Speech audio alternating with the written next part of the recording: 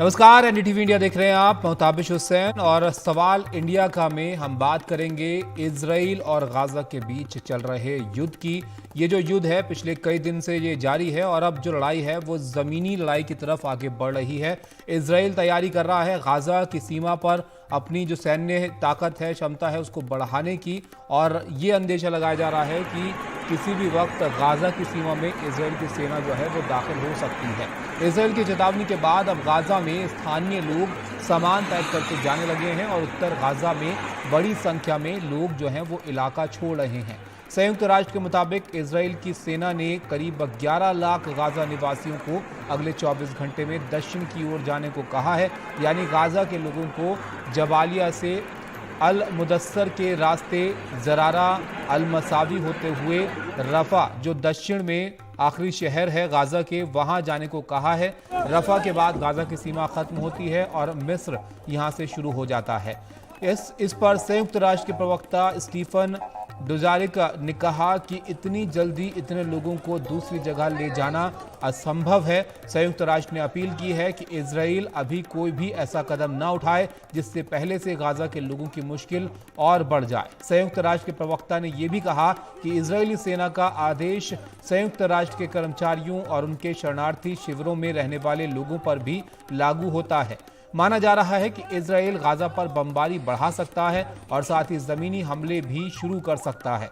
Gaza और Israel की सीमा पर बड़ी संख्या में इजरायली सैनिक पहले से ही तैनात हैं।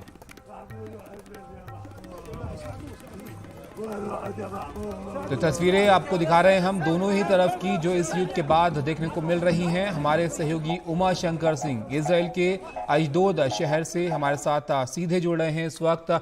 उमा, अब ये लग रहा है कि इजराइल तैयारी वहां पर जमीनी हमले की कर रहा है। खबर ये भी आ रही है कि हमास जो गाजा की तरफ लोग हैं उनको उत्तर से दक्षिण तक जाने का जो अल्टीमेटम दिया है उसके बाद मूवमेंट भी वहां पर शुरू हुआ है। क्या वहां पर आप देख पा रहे हैं, क्या जानकारी आपको वहां से मिल पा रही?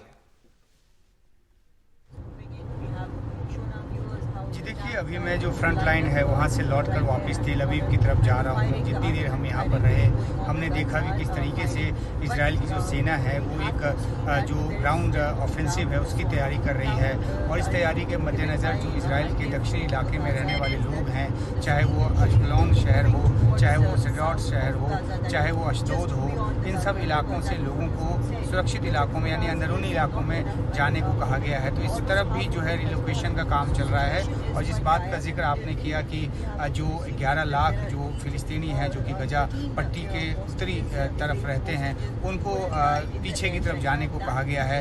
यूएन ने साफ तौर पे कह दिया है कि ये मुमकिन नहीं है। 1 घंटे में तकरीबन 40,000 लोगों को रिलोकेट करना और 24 घंटे में इस तरह से 11 लाख के आसपास लोगों को रिलोकेट करना ये मुश्किल है। और ख़ास तौर पे इस सूरत हाल में जब पहले से ही वहाँ स्थिति ख़राब है, पहले से ही तकरीबन 4, सवा 4, 4.5 लाख लोग जो हैं वो बेघर हो चुके हैं, चाहे उनके घर टूटे हैं बमबारी की जद में आकर, या जो वहाँ पर रिहायशी इलाकों में जहाँ पर इजराइल ने हमले किए हैं उसमें जो नुकसान हुआ है उसकी वजह से यूएन के दफ्तर को भी शिफ्ट करना पड़ा है। यूएन के चलाए जाने वाले स्कूल में बड़ी तादाद में शरणार्थी हैं, उनको भी पीछे जाने को कहा जा रहा है। और इसके लिए इजराइल की तरफ से दलील दी गई है कि क्योंकि वो नहीं चाहता कि जान माल का ज़्यादा नुकसान हो, इसलिए अपनी तरफ से वो नसीहत दे रहा है। लेकिन इसमें कई लोगों को एक तार्किकता नज़र नहीं आती, एक लॉजिक नज़र नहीं आता कि 24 घंटे में कैसे 11 लाख लोग चले जाएंगे। लेकिन इतना ज़रूर है कि इजराइल ने जो तैयारी की है वो पूरा इस बात का संकेत है कि बड़े पैमाने पे ग्राउंड ऑपरेशन होगा। आज सुबह ही हम बात कर रहे थे अब से थोड़ी देर पहले कि आज रॉकेट के हमले गाजा पट्टी की तरफ से नहीं हुए हैं, लेकिन उसके थोड़ी देर के बाद, कुछ मिनटों के बाद ही अशकलोन शहर पे जो है रॉकेट का एक भारी हमला हुआ है। और जो 13 नागरिकों के मारे जाने की, जो 13 बंधक हैं वो मारे जाने की जो खबर आई है वो भी और ज़्यादा स्थिति को ख़राब करने वाली है। क्योंकि इजराइल का सीधा कहना था कि जो बंधक हैं उसको नुकसान पहुंचा तो और ज़्यादा जो गंभीर नतीजे होंगे। हालांकि गजा पट्टी की तरफ से जानकारी है उसमें कहा जा रहा है कि जो हवाई हमले हुए हैं उसकी जद में आकर 13 जो विदेशी नागरिक जो कि वहाँ बंधक हैं उनकी मौत हुई है। लेकिन अब जो मौत हुई है तो ये और ज़्यादा एंगर करेगा इजराइल को, और जो एक मानवीय एक कॉरिडोर के जरिए कुछ राहत सामग्री पहुँचने देने की बात है उसकी गुंजाइश और ज़्यादा कम होगी। तो युद्ध युद्ध की तैयारी यहाँ पर ज़मीनी तौर पर जो है पूरी है। हमने देखे हैं कि सैकड़ों की तादाद में जो आर्टिलरी बैटरीज हैं, जो टैंक्स हैं, जो बख्तरबंद गाड़ियाँ हैं, वो सीमा की तरफ कूच कर रही हैं और तकरीबन 3 लाख के आसपास जो कुल मिलाकर जो फ़ौज है उसको वहाँ पे लगाए जाने की जो रणनीति है वो है। तो अब जो है ये एक मैटर ऑफ टाइम है कि किस समय में ये युद्ध शुरू होता है, लेकिन एक बार जब अंदर गजा में घुसेगी इजराइल की आर्मी तो जो इनको भी कैजुअलिटी उठाना पड़ेगा, इस बात का भी अंदेशा है। ताबिश बिल्कुल उमा, क्योंकि जैसे कि आप वहां पर कवर कर रहे हैं, आप वहां पर देख रहे हैं भी हालातों को कि कैसी स्थिति वहां पर बनी हुई है। अब यहां से क्या होता हुआ लग रहा है, क्योंकि गाजा के जो उत्तरी क्षेत्र के लोग हैं उनको दक्षिण में जाने के लिए कहा जा रहा है। ये दाखिल अगर वहां पर सेना होती है तो क्या जो पूरा गाजा है उस पर अपना जो है वो सेना कब्जा जमाना चाहती है इसराइल की, या क्या आगे का प्लान यहाँ पर होता हुआ लग रहा है? जी देखिए, इजराइल ने साफ तौर पे कहा है कि वो जो स्ट्राइक करेगी उसमें जो मिलिट्री कैपेबिलिटी है हमास की, उसको पूरी तरह से नस्त नाबूद कर देगी, पूरी तरह से उसको ध्वस्त करेगी। उसके लिए उसको जो भी करना होगा वो करेगी। और इसीलिए देखिए, हवाई हमले से तो बिल्डिंग का नुकसान हो जाता है, लेकिन जो बंकर में छुपे हुए हैं या जो सुरंग में छुपे हुए हैं जो हमास के लड़ाके हैं, उनके जो दूसरे लोग हैं, तो वहाँ तक जो है वो उनको एलिमिनेट नहीं किया जा सकता। लेकिन जब ग्राउंड ऑपरेशन होगा तो एक एक को चुन चुन कर मारने जैसी बात होगी, और इसलिए इतनी बड़ी तैयारी जो है वो की जा रही है। लेकिन इसके बरक्स होगा क्या?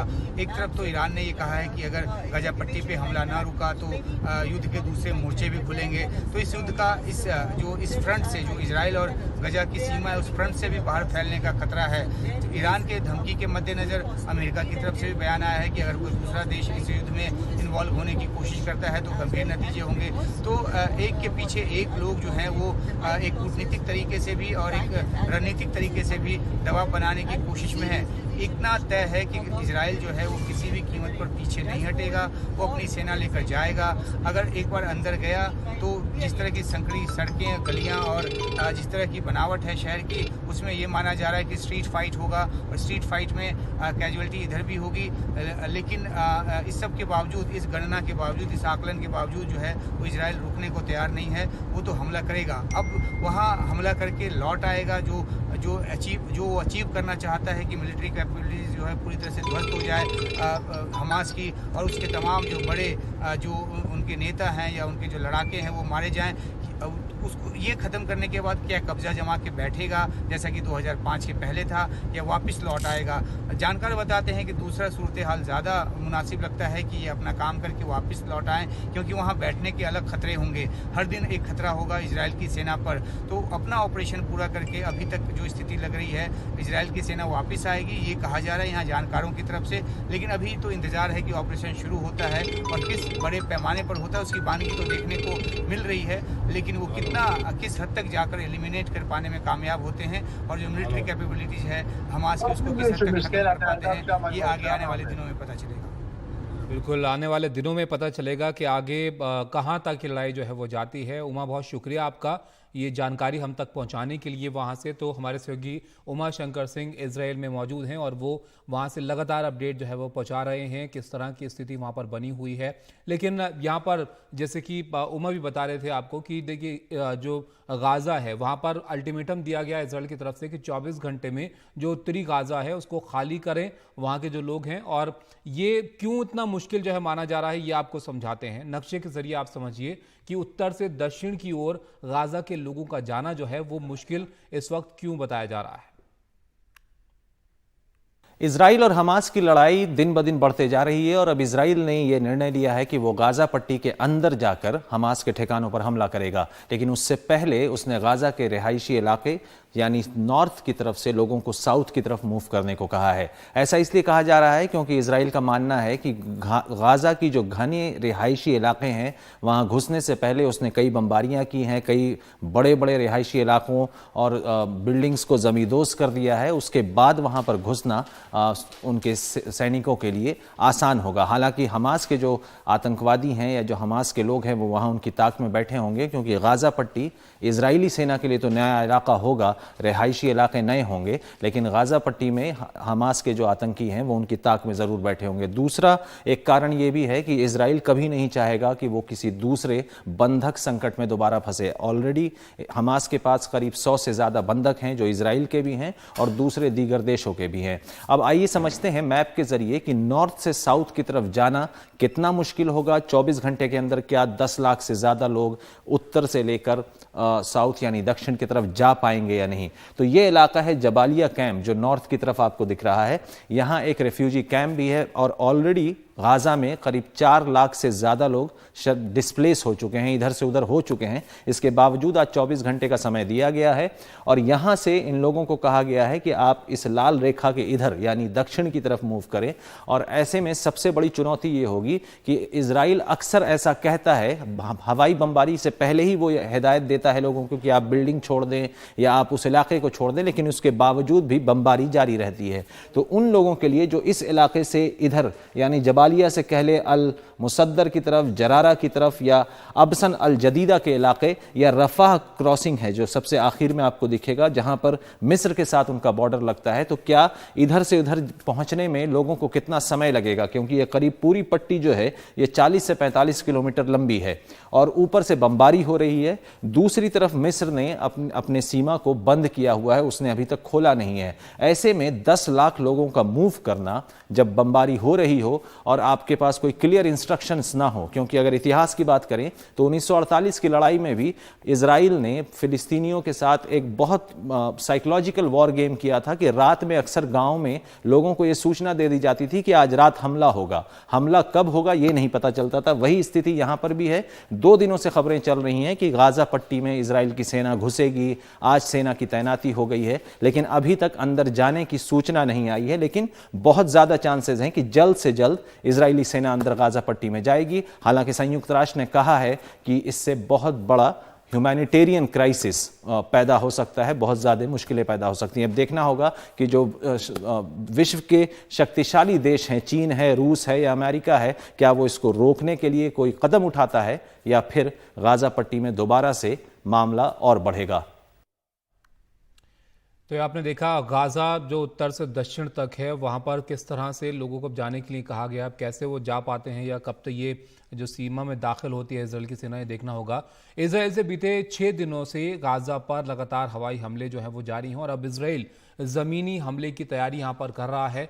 सैकड़ों की संख्या में टैंक गाज़ा की सीमा की ओर बढ़ रहे हैं और इस युद्ध में अब तक करीब 2800 लोगों की मौत हो चुकी है। 1300 इजरायली तो 1500 फिलिस्तीनी इसमें मारे गए हैं। करीब 10,000 लोग घायल हुए हैं। 150 इजरायली अब भी लापता हैं और ये लड़ाई अब और तेज़ हो रही है। इजरायली सेना ने गाज़ा के 11 लाख लोगों को दक्षिण की ओर जाने के लिए कहा है और ऐसे में ये युद्ध बड़े मानवीय संकट की ओर बढ़ता हुआ नजर आ रहा है। आपको बता दें कि पूरी गाज़ा की आबादी करीब 22 लाख है और 11 लाख पलायन का मतलब है कि आधी आबादी को पलायन के लिए यहाँ कहा गया है।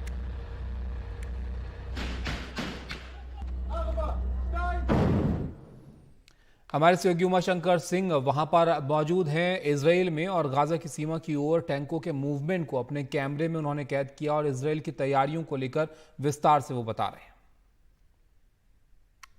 मैं इस वक्त बिल्कुल फ्रंट लाइन पर हूँ, इजराइल और गाज़ा बॉर्डर पर, और यहाँ टैंक का जो मूवमेंट है वो हो रहा है और ये जो इलाका है ये दक्षिणी इजराइल का इलाका है और इसी इलाके से ये सेड्रॉट का इलाका है, सेड्रॉट नेफ्टोन ये उसके बीच का इलाका है और इस इलाके में जो हेवी डिप्लॉयमेंट है वो इजराइल की तरफ से किया जा रहा है। 3 लाख के आसपास लोगों का जो मूवमेंट है वो यहाँ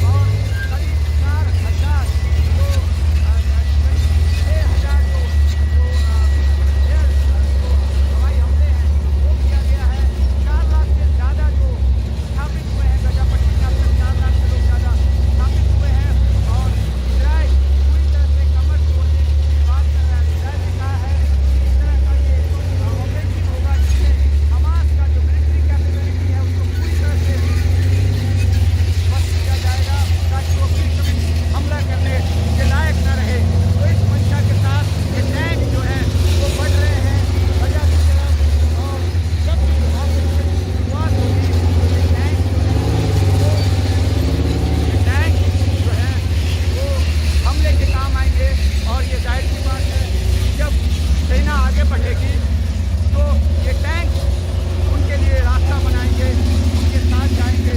तो ये हाईवे जो है वो क्रॉस करके ये जो टैंक है वो गजा पट्टी की तरफ उसके मुहाने पर जाकर अभी रुकेगी और उसके बाद फिर जो है यहाँ से वो आगे बढ़ेगी जब ऑपरेशन शुरू होगा।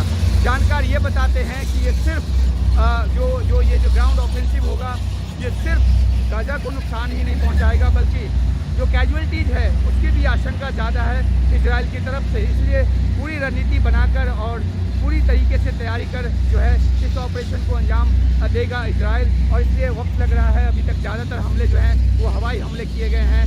1500 से ज़्यादा जो फिलिस्तीनी हैं उनकी मौत हुई है। जो 1500 इस पार आए थे आतंकवादी हमास के, उनकी तो वे तो मारे ही गए हैं, लेकिन एयर स्ट्राइक में जो बड़ी तादाद में सिविलियन उसकी जद में आ रहे हैं। इस बात को लेकर दुनिया के कई देश जो हैं और यूएन जो है वो इजराइल को कह रहा है कि वो वहाँ जो ह्यूमैनिटेरियन जो एक मदद है वो पहुँचने दे, लेकिन इजराइल जो है वो इस बात को राजी नहीं। सीधा कहना है कि हॉस्टेज को बंधक बनाए रखा हुआ है गजा में, उनको नहीं छोड़ा जा रहा। तो किस तरह की ह्यूमैनिटेरियन असिस्टेंस। पहले ये भी कहा गया कि जो इजराइल ने ये भी कहा कि फिलिस्तीन के जो लोग गजा पट्टी छोड़ना चाहते हैं वो छोड़ के मिस्र की नियंत्रण वाले क्रॉसिंग से चले जाएं, लेकिन बाद में उसे भी बंद कर दिया। जो मिस्र के नियंत्रण वाली क्रॉसिंग को इसलिए भी बंद किया गया क्योंकि मिस्र को भी अपनी चिंता थी, अपनी ज़मीन पर आतंकियों के घुसने की चिंता थी। दूसरी तरफ जो अब ऑप्शंस जो हैं गजा पट्टी के लोगों के पास नहीं है, वो पानी को तरस रहे हैं, वो बिजली को तरस रहे हैं, लेकिन हमला ही इतना बड़ा हुआ कि इजराइल जो है वो पूरी तरीके से अपनी जो एक लड़ाई है उसको निर्णायक तौर पर लड़ने की तैयारी में है। और इसलिए तमाम मूवमेंट जो है वो फ्रंट लाइन पर किया जा रहा है। इजराइल गजा फ्रंट लाइन से उमाशंकर सिंह, NDTV इंडिया। तो आपने देखा, उमा हमारे सहयोगी वहाँ से दिखा रहे थे कि किस तरह से इजराइल जो है वो तैयारी कर रहा है गाजा की सीमा के नज़दीक। वहाँ पर कैसी स्थिति है इसको और बेहतर तरीके से आप समझिए। उमा शंकर सिंह थोड़ी देर पहले जब गाजा सीमा से लाइव रिपोर्टिंग कर रहे थे तो उसी दौरान वहाँ पर गोलीबारी भी हुई। ग्राउंड ट्रूप्स जब एक बार गाजा में घुसेगी तो उसके बाद देखना होगा कि क्या वहाँ पे रिटेन करती है। वहाँ पर 2005 के पहले वाली स्थिति होती है कि पूरे गाजा पट्टी को अपने कब्जे में ले। जो ये देखिए अभी एक आर्टिलरी फायरिंग की गई यहाँ पर, ये गजा की तरफ जो है निशाना करके ये पीछे जो आर्टिलरी है इससे अभी एक फायरिंग की गई है। और जो यहाँ पे कई सारी बैटरी जो हैं वो लगी हैं और एक एक करके सबके जो बैरल हैं वो ऊपर की तरफ उठे हुए हैं। तो ये एक जो भी निशाना है, जो भी इनको एक टारगेट दिया जाता है उसको निशाना करके यहाँ से जो फायरिंग का जो सिलसिला है वो चल रहा है ताकि डोमिनेट किया जा सके, खासतौर पे उन इलाकों से जहाँ से रॉकेट का हमला होता है। दक्षिणी इलाका है, दक्षिणी इलाके के शहर चाहे वो डेरॉट हो चाहे वो एस्कलॉन हो, ज़्यादातर आबादी जो है वो यहाँ से निकल कर जा चुकी है। यहाँ शहर जो है पूरे सन्नाटे में है और कुछ तो जो रॉकेट के खतरे हैं उसकी वजह से गए और बाकी जो हैं वो इस वजह से गए क्योंकि ये जो फ्रंट लाइन का इलाका है यहाँ से सिविलियंस को खाली कराया जा रहा है ताकि जब एक बार ये सामने से देखिए ये फायरिंग हो रही है, ये गजा पट्टी की तरफ जो है वो फायरिंग हो रही है। और जैसा कि मैंने आपको बताया था कि ये फ्रंट लाइन है और यहाँ आर्टिलरी से गजा की तरफ ये देखिए ये एक लाइव मोर्चा है और यहाँ से लगातार फायरिंग हो रही है। तो ये दिखाता है जो रिजॉल्व है इजराइल का कि आखिरकार किस तरीके से और किस बड़ी ताकत के साथ जाकर वो जो है वो गजा को घेरने की कोशिश में है। हमास की जो मिलिट्री कैपेबिलिटी है उसको ख़त्म करने की कोशिश में है। हम बात कर रहे थे यहाँ के इलाके की, यहाँ इलाके में बिल्कुल सन्नाटा है, गाड़ियाँ जो हैं सड़कों पे बिल्कुल कम नज़र आती हैं, जो लोग हैं वो घर से कम ही निकलते हैं और बहुत बड़ी तादाद में आबादी जो है वो पीछे की तरफ यानी कि जो गाजा है, माफ़ कीजिएगा, जो इजराइल है उसके उत्तरी इलाके की तरफ जो है वो मूव कर गई है। बहुत लोग तेल अवीव की तरफ मूव कर गए हैं क्योंकि उनको लगता है कि वहाँ वो ज़्यादा सुरक्षित हैं और क्योंकि जो गजा डिवीज़न है पूरा जो कि तकरीबन 20 मील लंबा है, तो इसके आसपास जो है वो पूरी तरीके से इजराइल की सेना जो है वो मुस्तैद। और ये देखिए वहाँ से भी एक फायरिंग हो रही है, लगातार फायरिंग जो है जी।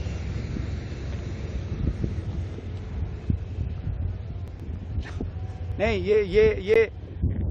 मोर्चा उस तरफ है। देखिए, जब उधर से रॉकेट आता है तब हमें शेल्टर लेने की ज़रूरत है। जब तक इस तरफ से फायरिंग हो रही है हम सेफ जोन में ही हैं। लेकिन जिस तरह का डोमिनेंस है इस इलाके में, ऐसे में जो ये उधर से रिटेलिएटरी कोई एक्शन होगा, इस बात की गुंजाइश कम नज़र आती है। क्योंकि एक जो सावधानी बरतने की बात इस बात को लेकर भी है कि अगर यहाँ जो जितने भी सैनिक मौजूद हैं, बहुत सारे जो जवान हैं, बहुत सारे जो अफसर हैं, वो खुले में यहाँ पर हैं, तो जाहिर सी बात है कि जो थ्रेट परसेप्शन यहाँ पर है वो बहुत कम है। और उन्हीं को देखकर हमने भी सोचा कि यहाँ जो है रहकर हम रिपोर्टिंग कर सकते हैं। जो फायरिंग है वो यहाँ से पीछे की तरफ हो रही है। ये एक और फायरिंग। जी हम बिल्कुल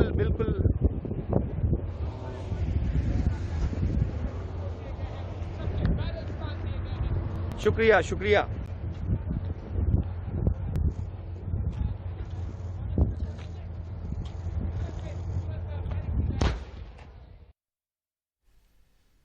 यहाँ पर एक हम ब्रेक के लिए रुकते हैं। ब्रेक के बाद और तस्वीरें आपके लिए लेकर आएंगे इजराइल और गाजा के बीच जारी इस युद्ध से। जल्द हाजिर होता है।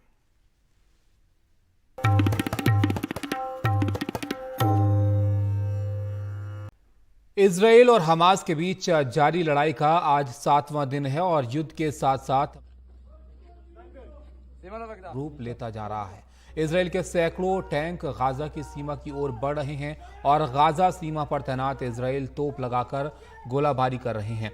इस बीच हमास ने दावा किया है कि इजरायली हमले में 13 इजरायली बंधक मारे गए हैं। वहीं बीजिंग में एक इजरायली राजनयिक पर हमला हुआ है। 7 दिनों से जारी इस युद्ध में 1300 इजरायलियों की मौत हुई है। 150 इजरायली बंधक, 3000 लोग घायल हुए हैं। और इजराइल की संसद में नेतन्याहू ने कहा कि कठिन दिन आने वाले हैं। 7 दिन से ये जारी है और यहाँ पर इजराइल की तरफ से नेतन्याहू का कहना है कि कठिन दिन अभी आने वाले हैं। युद्ध में 1500 से ज़्यादा फिलिस्तीनी मारे गए हैं। इजरायली वायुसेना ने हमास पर 6000 बम गिराए हैं और इजराइल के हमले जो है वो अब भी जारी हैं और बताया जा रहा है कि 7000 फिलिस्तीनी इन हमलों में घायल हुए हैं। युद्ध के बीच गाजा से 3,40,000 लोग विस्थापित हुए हैं और WHO का इस पर कहना है कि इजराइल गाजा युद्ध में 11 स्वास्थ्य कर्मियों की मौत हुई है। संयुक्त राष्ट्र ने कहा है कि इजराइल ने कहा है कि गाजा बॉर्डर से 11 लाख लोग जो हैं वो हटें और दक्षिण की तरफ वो जाएं। गाजा में खाना पीना, दवा, ज़रूरी चीज़ों का संकट जो है वो मंडराने लगा है और गाजा में 50,000 गर्भवती महिलाओं को ज़रूरी मदद नहीं मिल पा रही है। उधर यरूशलेम में फायरिंग की घटना हुई है और यहाँ पर 2 लोग इसमें घायल हो गए हैं। बंदूकधारी जो है उनको ढेर किया गया है और इसराइल में फंसे भारतीयों को ऑपरेशन अजय के तहत वहां से लाया जा रहा है।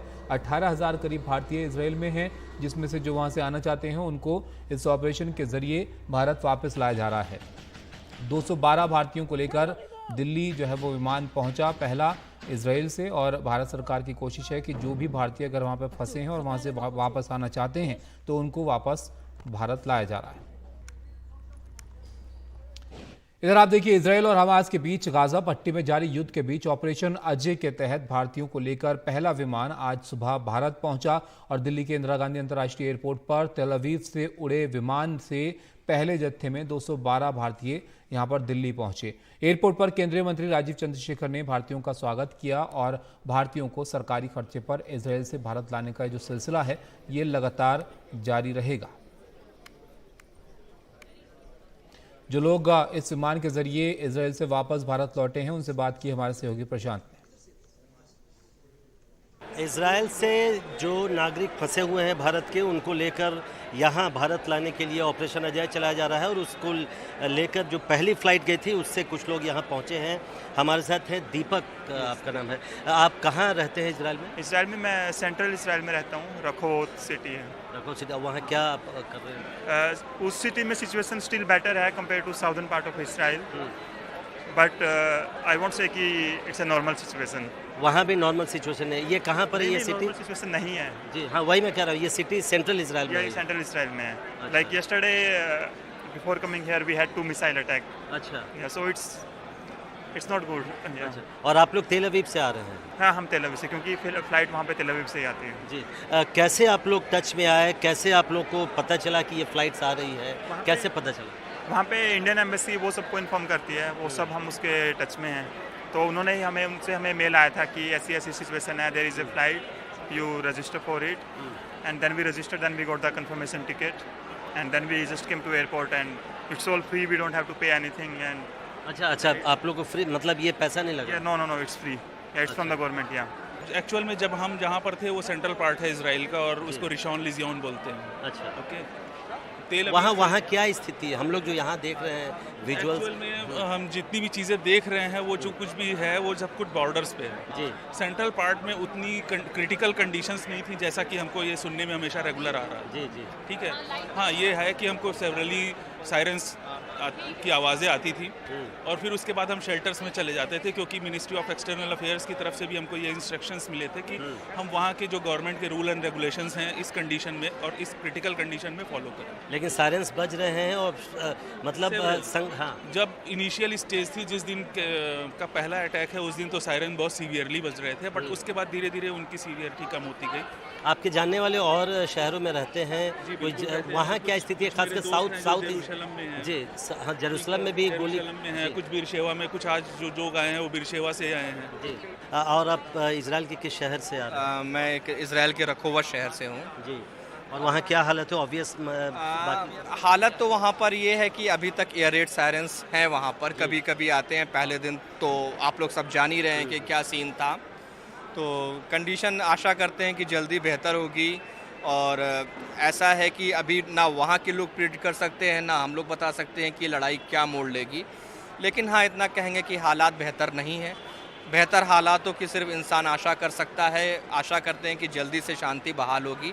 और मैं कहना चाहूँगा, मैं प्रधानमंत्री मोदी जी का और अपने एम्बेसडर का बहुत बहुत आभारी हूँ कि उस सही समय पर उन्होंने बहुत ही सराहनीय कदम उठाया और हम लोग अपने देश में वापस आ चुके हैं।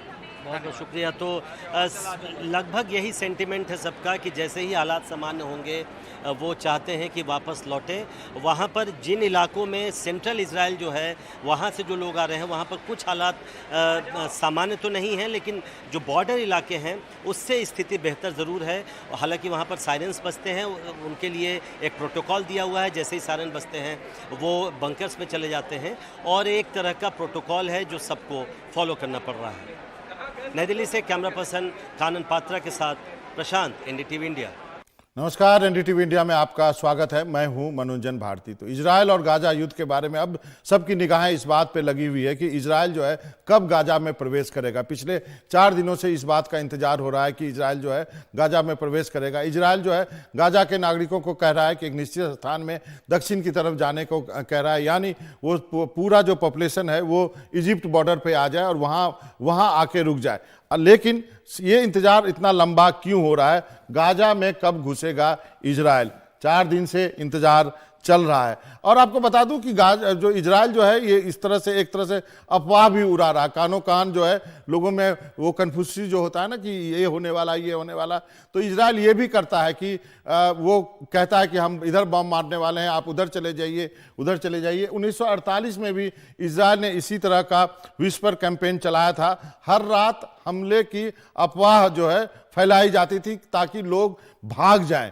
लेकिन और इस बार भी इजराइल ने इसी तरह की रणनीति बनाई है कि आप जो है इधर से उधर चले जाइए, यहाँ पे बमबारी होने वाली है। इजराइल चाहता है कि वो जो है पूरा का पूरा जो है लोग जो है यहाँ पे आ जाएं, और उसके बाद ये जो है ये इजिप्ट है। इजिप्ट जो है वो अरब देश है जो इजराइल का पहला दोस्त बना था। अब जो है इजराइल यहाँ भी बमबारी कर रहा है कि जिससे कि इजिप्ट जो है वो गाजा वालों के लिए अपना बॉर्डर ना खोल दे, क्योंकि ये कहीं जा नहीं सकते हैं। ये समुंदर है, भूमध्य सागर है, ये जो गाजा वाले हैं वो इजिप्ट में ही जाएंगे, लेकिन ये बॉर्डर बंद करा रखा है। इजराइल यहाँ पे भी बमबारी कर रखा है। अब सबसे बड़ी बात यह है कि पूरे दुनिया में जिस ढंग से इजराइल के लिए सपोर्ट हुआ है, साथ कर अमेरिका और इजराइल ये दोनों इकट्ठे हो गए हैं, तो इनके खिलाफ कोई खड़ा होने के लिए इनके सामने हिम्मत नहीं कर रहा है कोई भी देश, चाहे वो इंग्लैंड हो, चाहे वो जर्मनी हो। सब लोग जो हैं वो इजराइल के साथ दिख रहे हैं। गाजा पे कब्जा करने के लिए इजराइल ने 1 लाख सैनिक जो हैं वो तैयार कर रखे हैं। वो टैंक लेके हैं कि वो कब घुसेंगे, जबकि 3,60,000 सैनिक जो है वो रिजर्व में रखा गया है। 2006 में भी हिजबुल्लाह के खिलाफ भी इजराइल ने कुछ इसी तरह की कार्रवाई की थी। लेकिन सबसे महत्वपूर्ण बात यह है कि इजराइल की मुश्किल क्या है, इजराइल की दिक्कत क्या है। इजराइल की सबसे बड़ी मुश्किल है कि हमास के पास इजराइल जो है बंधक हैं, जिसमें कि इजराइल के नागरिक हैं करीब 100 के अलावा अमेरिकी नागरिक भी हैं और बाकी देशों के नागरिक हैं। ये एक सबसे बड़ा जो है रुकावट है, जिससे कि इजराइल जो है एक एक कदम फूंक कर रखना चाहता है। तो हम क्यों कह रहे हैं कि इतना आसान नहीं होगा गाजा को खत्म करना, और यदि होगा तो क्या क्या सूरत हाल बनेगी। एक तो ये हो सकता है सीधे कि गाजा पर इजराइल अपना कब्जा कर ले, चारों तरफ से इजराइल है, कर सकता है, लेकिन क्या करेगा। दूसरा, हमास को खत्म कर दे इजराइल और उसके बाद इजराइल की सेना जो है वो अपनी कार्रवाई करके वापस यहां से हट जाए। तीसरी बात ये हो सकती है कि जो ये वेस्ट बैंक का इलाका है, ये जो इलाका है यहाँ पे जो फिलिस्तीनी शासन है वही शासन जो है इस गाजा पट्टी में वो रूल करें। हालांकि ये इस गाजा पट्टी में अभी जो है हमास का कब्जा है और इसी हमास ने इजराइल पे बम बरसाया, जिसके बाद ये जंग शुरू हुई है। तो ये तीन जो चीजें हैं वो होने की संभावना हो सकती है। लेकिन जैसे कि मैंने बताया कि 4 दिन से इंतजार हो रहा है कि इजराइल गाजा में घुसेगा, कुछ तो बात होगी जो इजराइल फूंक कर कदम रख रहा है। नमस्कार।